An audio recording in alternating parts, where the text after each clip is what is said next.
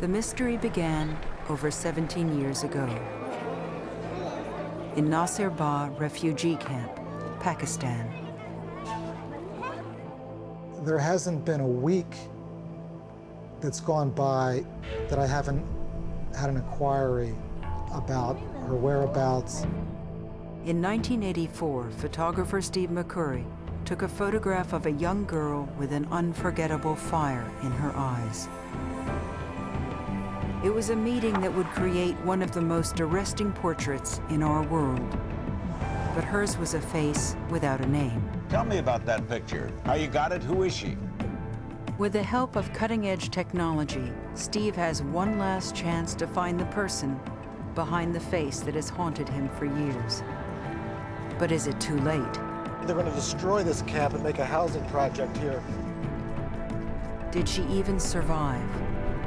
Against all odds, Steve's on a journey back to the gateway of Afghanistan to solve one of the most challenging missing person cases of our time. I was wondering if you could ask this man if he's ever seen this girl. The search for the Afghan Girl.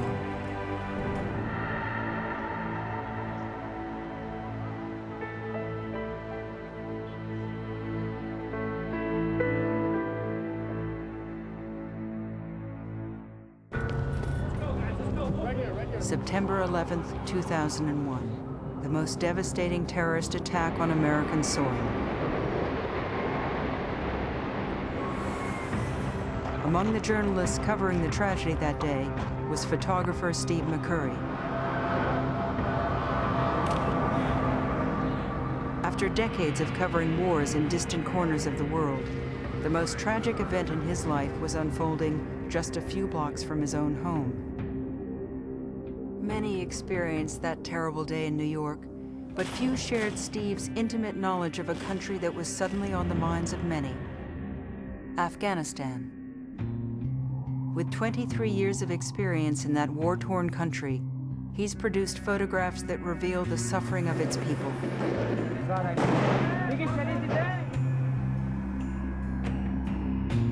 None of his photos have touched the world more than the timeless image of a young Afghan refugee girl with striking eyes, eyes that reflect the anguish of refugees worldwide.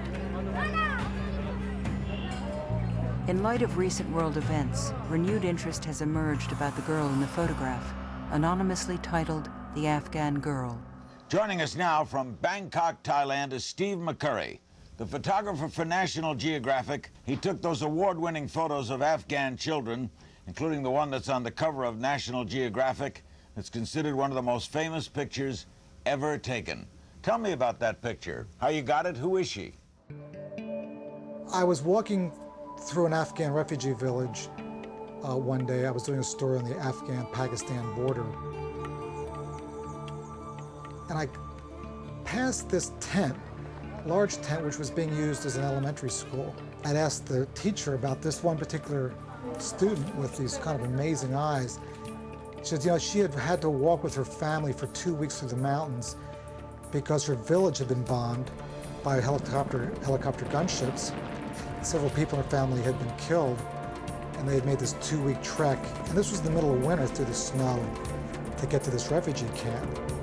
So it was clear that she had been kind of deeply traumatized by being displaced and family members killed and whatnot. Why did that photograph impact you so? I don't think a day has gone by in the last 16 years since I took that picture that I haven't gotten a letter or a phone call or an email asking for information. There's certain photographs which have struck a chord in people. I was very happy that several people told me that they had actually volunteered to go work in Pakistan in refugee camps based on that picture. Steve wants to share with her the hope that she's inspired in others. He wants to discover the story behind those eyes. What's happened to her? Is she still alive? But time is running out. Any hope of finding the Afghan girl is fading. The refugee camp where he last saw her 17 years ago is being demolished, and war is raging in her homeland.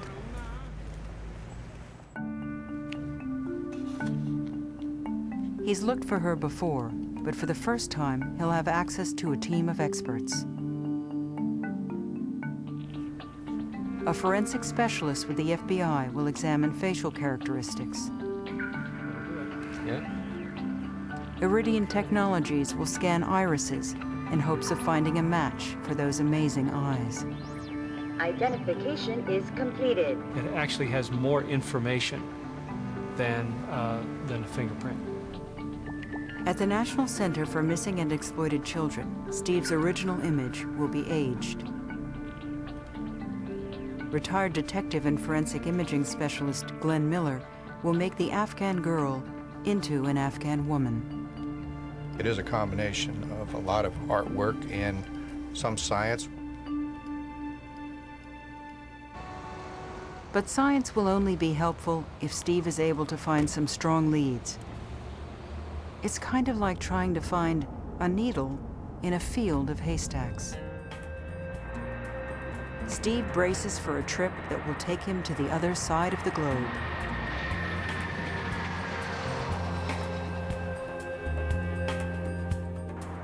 "6,843 miles, and 2 days later, he sets foot in Peshawar, Pakistan.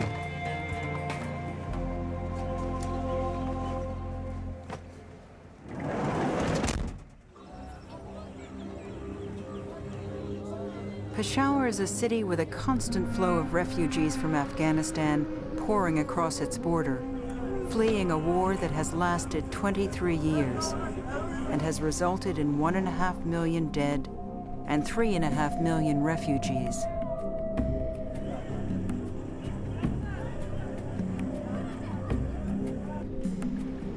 Given its proximity to the Khyber Pass, which carves its way through the border that separates Afghanistan and Pakistan, Peshawar has seen a host of invaders, countless traders and travelers. Today, Peshawar is a mix of the old and the new. It is a carpet that spans from the 2nd century to the 21st century. It's actually 31 hours since I left New York. But I haven't been here for 4 years.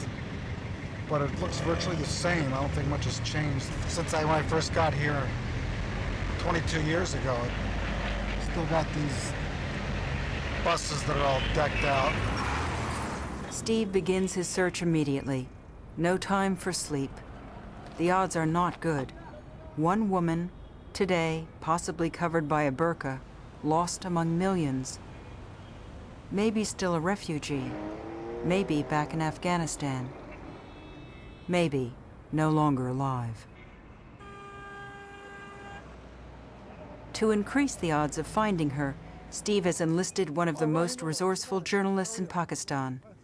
Rahimullah Yousafzai, editor of a prominent Pakistani newspaper and a writer for Time magazine, is the lead detective on the case. He has all the connections.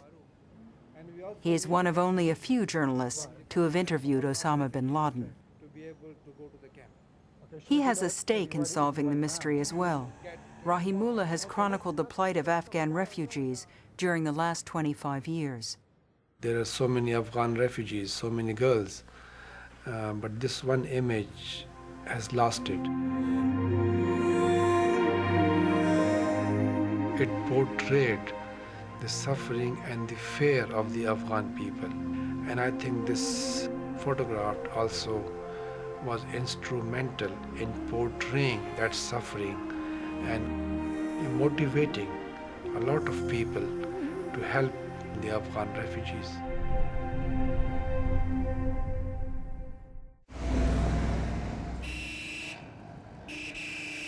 Rahimullah and Steve set out with only the photograph and one lead. Steve remembers the teacher who was in the 10th school that day in 1984. She was the victim of a landmine and had lost her leg. He believes if they find the teacher, she might know what happened to the girl. Their best hope is to start at a district office where Afghan refugees register for food, shelter, and aid.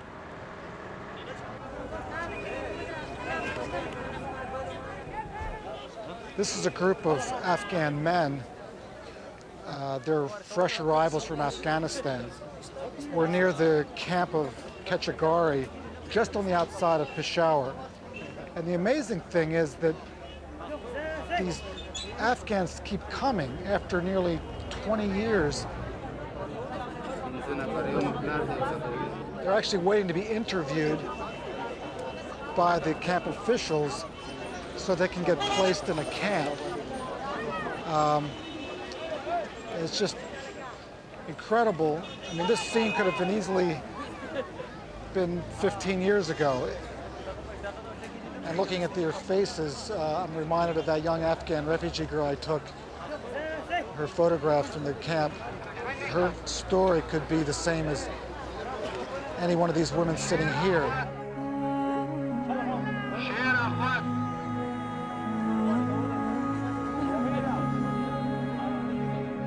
Some really good information for her. Officials in the office seem to recall a teacher who meets the description, and they promise to follow up. After 17 years, Steve is on his way back to Nasirabad refugee camp, where he first met the Afghan girl. What was once a temporary solution has become a permanent home for some 100,000 Afghan refugees. Tents have gradually been replaced with more permanent mud homes. While life isn't easy, there seems to be a stability and sense of community that offers some comfort. Now that stability is being threatened. The camp is scheduled to be demolished for a housing project any day, and with it, any clues to finding the Afghan girl will vanish as well. Steve is investigating all possibilities. He has seen this photograph for the first time and he has never seen this girl. No. It's my wife. Yeah? Yeah. You're sure? Huh?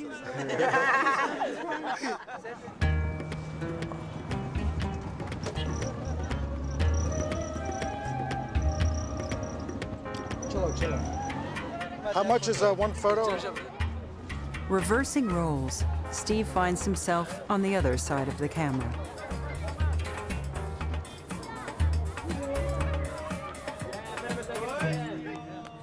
Oh, that's great. Look at this. Yeah, that's great.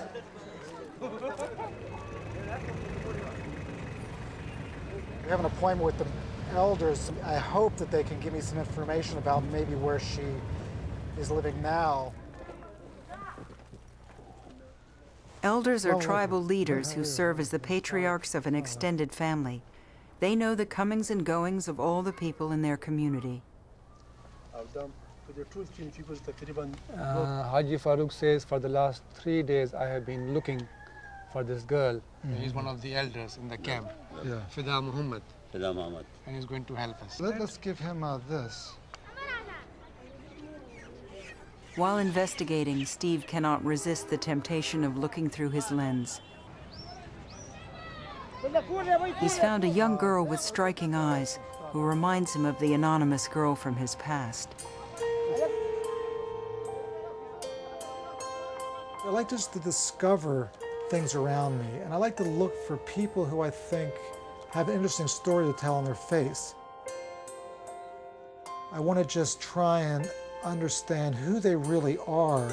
So I'll often take them off the road or off the sidewalk into a shaded place so that I can really look into their eyes. I want their eyes to be open and relaxed. In fact, I want their face to be relaxed. I want them to be at ease, and I want the story, their story, to be revealed in their face.